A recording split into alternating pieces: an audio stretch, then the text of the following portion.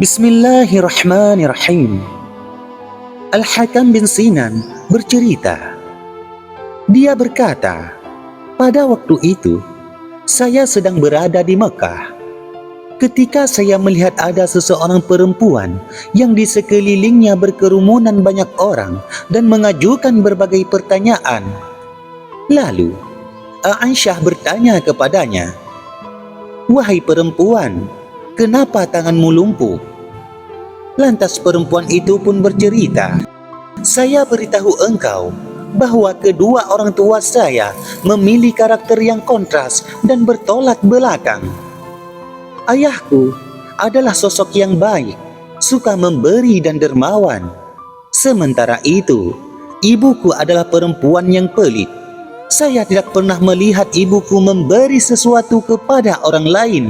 Hanya saja, pada suatu hari, ketika ayahku memotong seekor lembu, saya melihat ibuku mengambil sepotong lemak dan mensedekahkannya. Dan saya juga pernah melihat ibuku bersedekah dengan sepotong kain usang." Singkat cerita, kedua orang tuaku meninggal dunia. Kemudian, pada suatu malam, saya bermimpi melihat ayahku berada di sebuah kolam dengan banyak panci sedang memberi minum kepada orang-orang. Lalu, saya menoleh ke belakang dan melihat ibuku sedang terlentang kehausan. Di mulutnya terdapat sepotong lemak persis seperti lemak yang dulu pernah dia sedekahkan.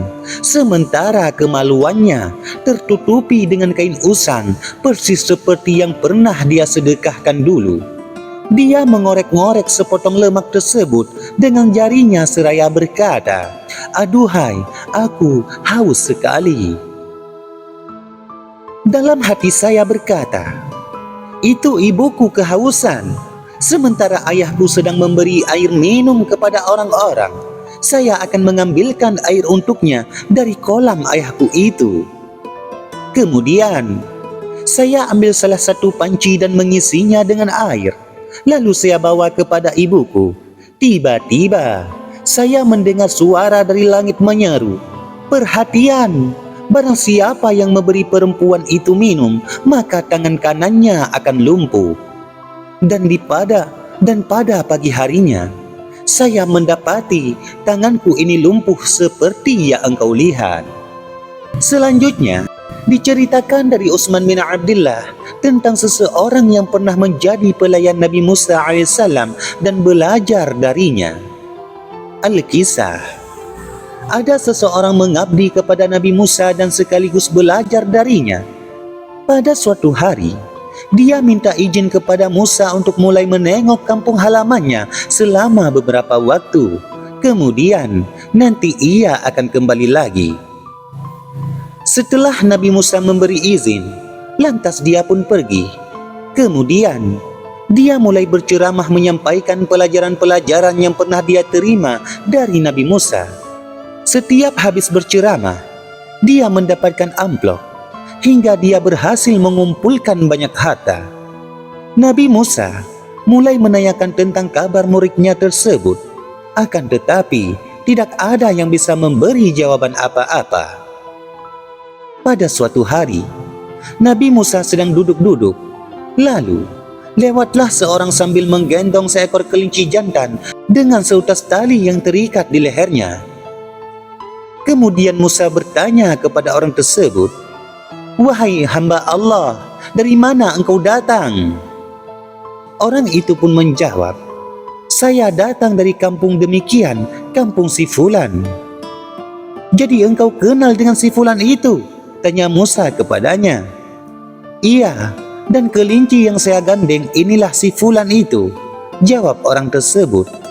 Lalu Musa berkata, "Wahai Tuhanku, kembalikanlah dia pada wujud aslinya, supaya saya bisa bertanya kepada tentang apa yang telah dia perbuat hingga dia bisa seperti ini jadinya."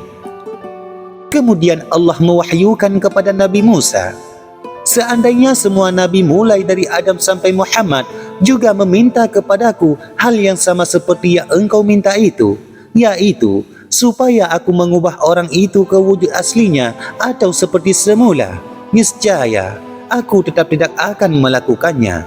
Aku melakukan hal itu terhadapnya dikarenakan dia menggunakan agama untuk mencari dunia. Selanjutnya, diceritakan dari Sabit Al-Bunani bahwa Ubaidullah bin Ziyad menangkap seorang keponakan Safwan bin Muhriz dan menjebloskannya ke dalam penjara. Safwan berusaha meminta bantuan kepada siapapun yang diharapkan bisa mengeluarkan keponakannya dari penjara, tetapi tidak berhasil. Semua tokoh dan orang terkemuka yang ada di Basrah sudah dia temui untuk meminta bantuannya untuk mengeluarkan keponakannya dari dalam penjara. Tapi semua usahanya itu tidak membuahkan hasil. Safwan pun termenung sedih di ruang solatnya. Dan pada malam itu, Safwan tidak kuasa menahan kantuk dan dia pun tertidur. Dalam tidurnya itu, dia bermimpi seperti ada seseorang mendatanginya dan berkata, "Wahai Safwan, bangun dan carilah hajatmu di tempat yang semestinya." Safwan pun kaget, lalu ia terbangun. Kemudian, dia mengambil air wudhu, lalu solat dan berdoa. Malam itu, di saat yang sama, Ubaidullah bin Ziyad tidak bisa tidur. "Saya harus menemui keponakan Safwan bin Muhriz itu," kata Ubaidullah dalam hati. Lalu, di tengah malam itu, dia memanggil penjaga dan ia pun pergi ke penjara sambil membawa obor. "Keluarkan keponakan Safwan dari penjara, karena malam ini saya tidak bisa tidur," kata Ubaidullah kepada sipir penjara. Lalu, keponakan Safwan pun dikeluarkan dari penjara dan dibawa menghadap kepada Ubaidullah. Ubaidullah sempat berbincang-bincang dengannya. Kemudian, dia berkata kepadanya, "Pulanglah, saya bebaskan engkau tanpa penjamin dan tanpa tebusan apapun." Dia pun lantas pergi ke rumah pamannya, Safwan bin Muhriz. Setelah tiba di rumah Safwan, dia mengetuk pintu. "Siapa itu?" tanya Safwan dari dalam rumah. "Saya Fulan," jawab keponakannya. "Jam berapa sekarang? Kenapa engkau bisa keluar dan pulang malam-malam seperti ini?" tanya Safwan kepadanya. Lalu, dia pun menceritakan kejadian tersebut. Selanjutnya, kisah Ibnu Rawahah sebelum dia syahid di medan pertempuran Mu'tah. Al-Hakam bin Abdissalam bin An-Nu'man bin Bashir bercerita, pada saat Ja'far bin Abi Thalib terbunuh, orang-orang berkata, "Wahai Abdullah bin Rawahah, wahai Abdullah bin Rawahah." Waktu itu, Abdullah bin Rawahah berada di sisi pasukan sedang memegang rusuk domba dan memakannya. Sudah 3 hari dia memang belum makan sama sekali. Mendengar suara itu, dia langsung melemparkan tulang rusuk yang dia pegang itu, kemudian berkata, "Kamu masih saja bersama dunia." Kemudian, dia langsung bergerak maju dan menyerang. Lalu, jarinya terluka terkena senjata musuh, lalu dia bersenandung.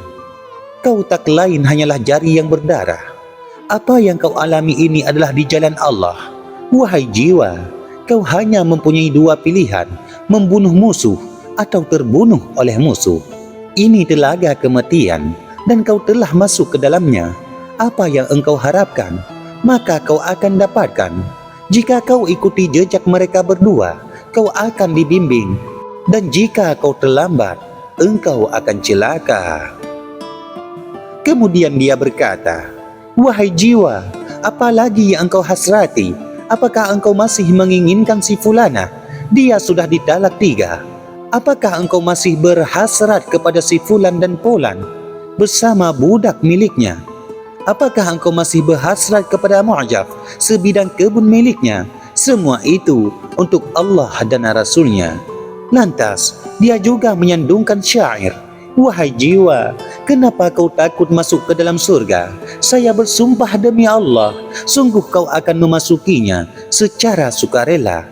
Jika tidak, maka sungguh kau akan dipaksa. Sudah lama kau menikmati ketenangan dan ketentraman. Kau tidak lain hanyalah nutfah dalam sebuah wadah kulit. orang-orang telah berkumpul dan berteriak penuh semangat.